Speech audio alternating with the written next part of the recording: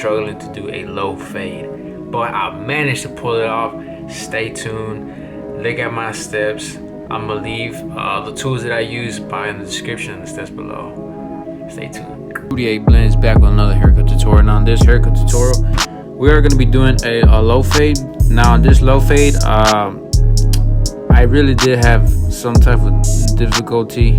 This guy's hair texture was pretty thick and it was pretty dark, and he really did had some lighter spots, especially on this right side by his ear, and then there was another spot I can't quite remember, but I remember on both sides one was darker than the other, more like felt like a little bit more thicker. So I was kind of struggling for a little bit, but this is like what I said before, you know, you have like a game plan, but sometimes that game plan really doesn't work, so you have to come up with other techniques, other strategies to, you know, make the blend nice and smooth. Now we are going to be doing a low fade. On the back, I did kind of went a little bit higher than usual. I only did it because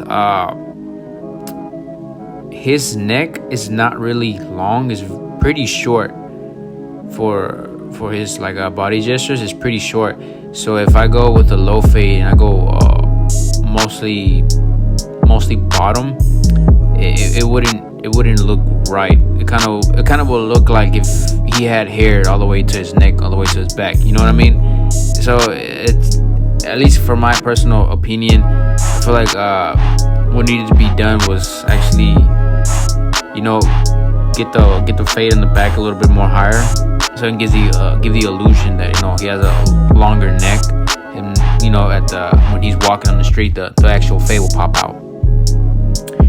Now for the first guideline, we are going to be doing with the lever all the way open.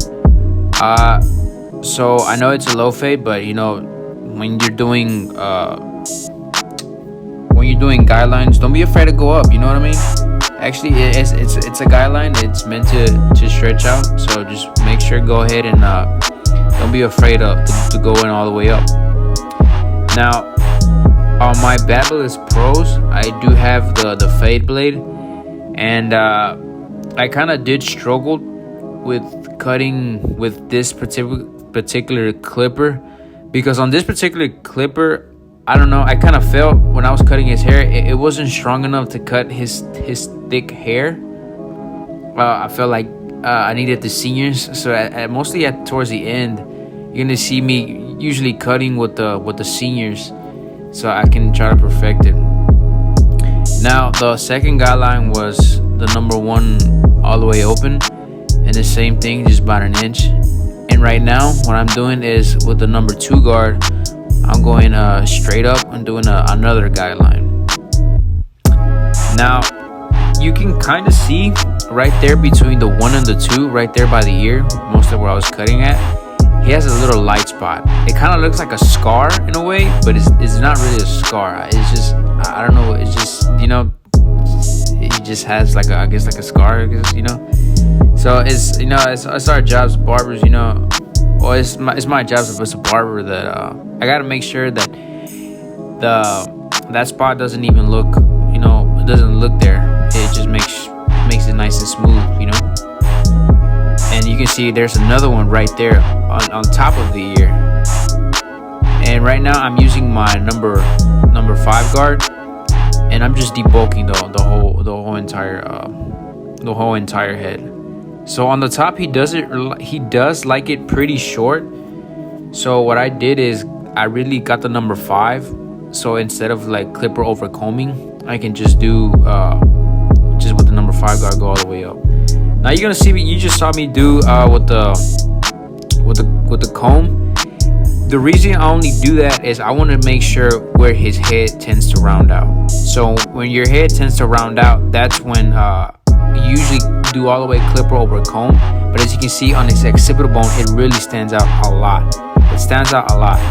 So my best option for me, it was get the number 5, go all the way up, and as soon as it tends to round out, then just end it right there, you know. and whatever the tends to round out, that's when I do clip rubber comb, because I kind of like to leave some type of weight, but at the same time it would look weird for him, because he does like the top short. So if you leave too much weight on the back, it's gonna look like you have more hair in the back than on the top of your hair. That's gonna look weird.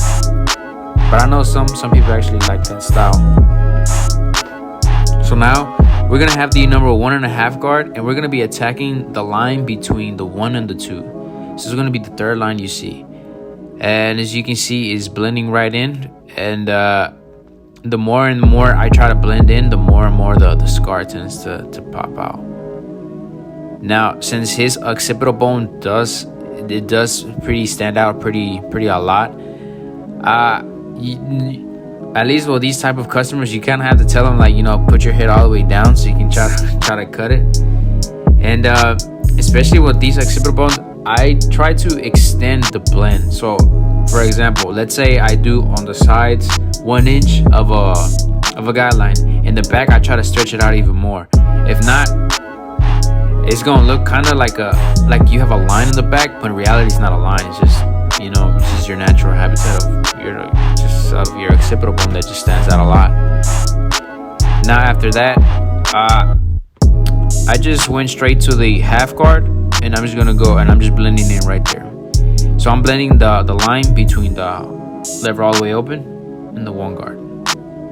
So it's gonna be the second line that we see. Now some of you are gonna be asking, like, hey, how high do I go up? So you basically go all the way high, like if you're gonna do like if you did like a number 1 guard open, but instead of passing the 1 guard open, you do it below the 1 guard open. So right here is kind of when you use your imagination. I like this step a lot because it really helps me not to go too high, and it kind of prevents me from going too high. It makes the fade still pop out and keep that darkness that right now it's pretty trending. Now right there, you can see that big old kind of like little scar right there. I know you can see it right there, exactly where I'm tagging it, right there.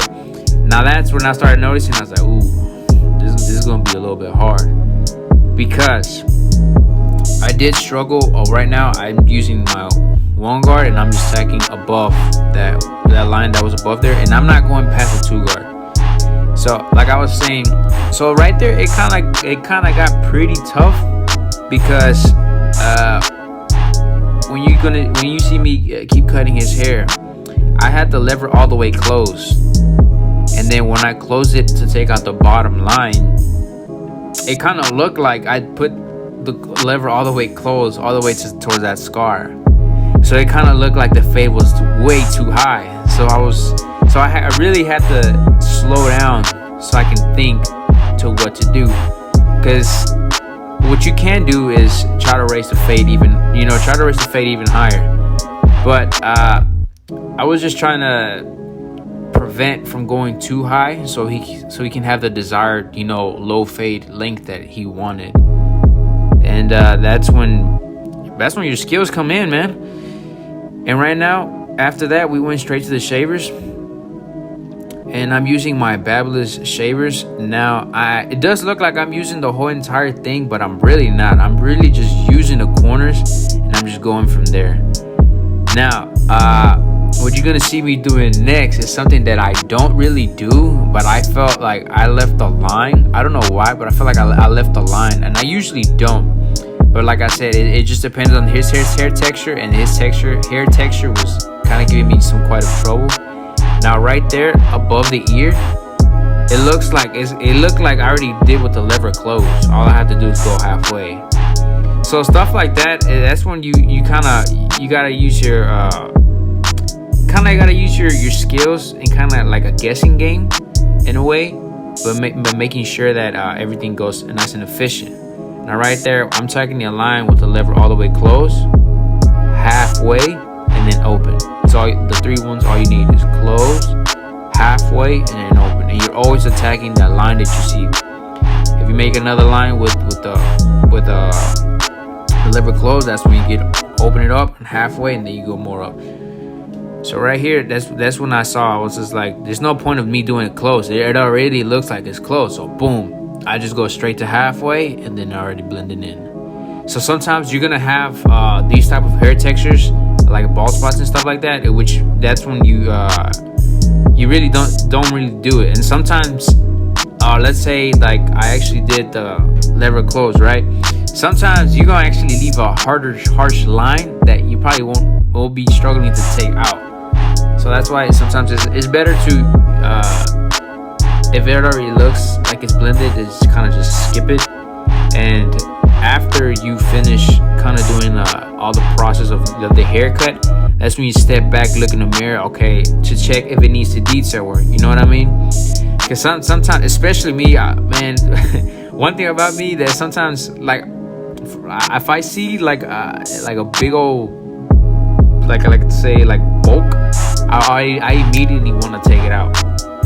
But sometimes there's been a lot of occasions when you're trying to like blend in. When you're blending in, that bulk goes with the flow and makes the fade even pop more because of the darkness.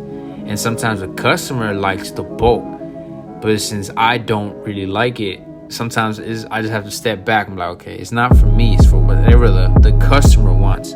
Sometimes the customer be like, man, that fade's dope, and you're like, bro, you don't see this line?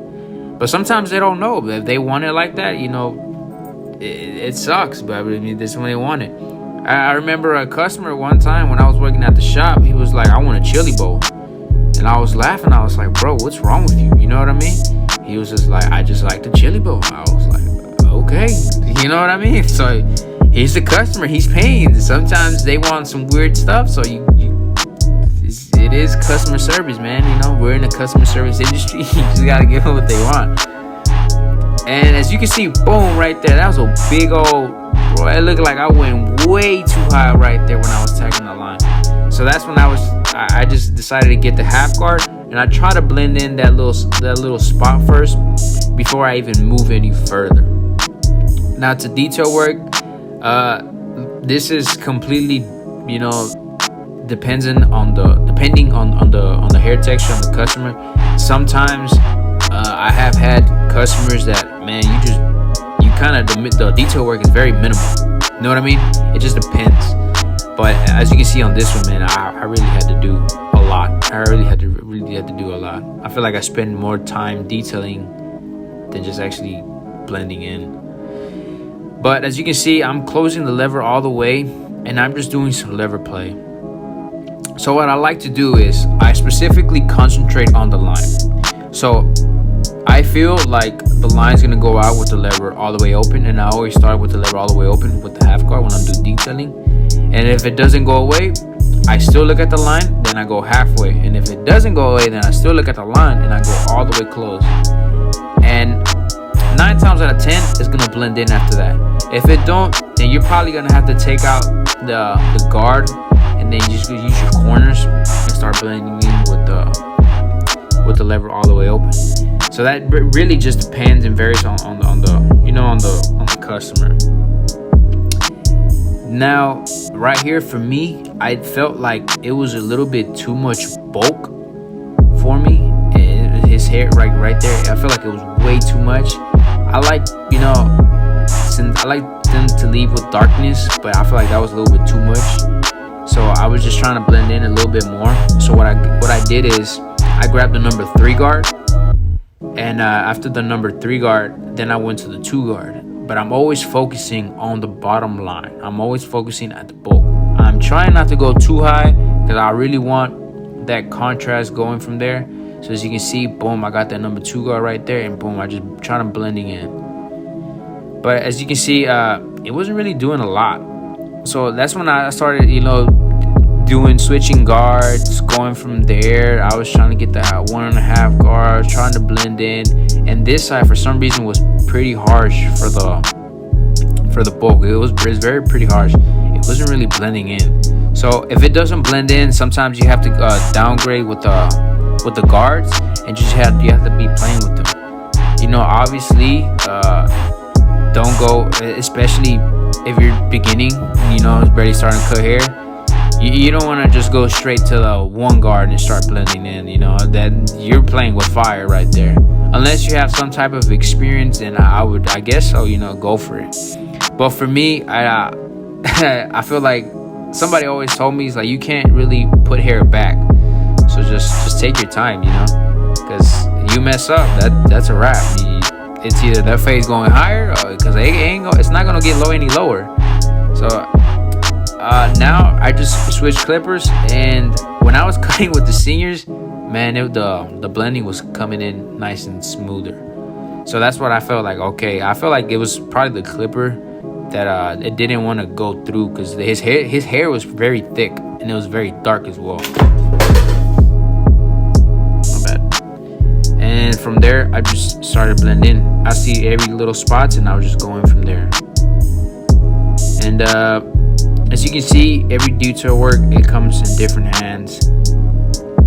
It just really takes time. It takes repetition, but everything comes out smoothly. And with my steps, man, if everything goes according to plan, boom, the fade's gonna be popping out like this. My name is Rudy A Blends.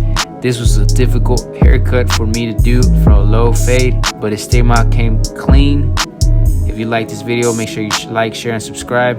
And God bless.